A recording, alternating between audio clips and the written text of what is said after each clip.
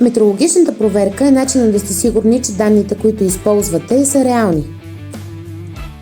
Чрез метрологичната проверка се потвърждава, че измерването отговаря на изискванията и може да бъде основа за реални решения.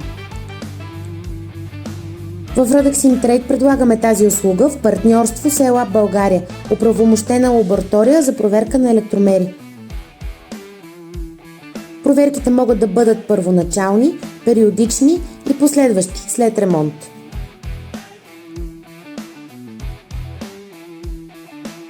Сред клиентите на лабораторията са индустриални предприятия, електроразпределителни дружества, електроцентрали и Национална електрическа компания. Това означава едно – работите с партньор, на който вече се доверява енергийният сектор.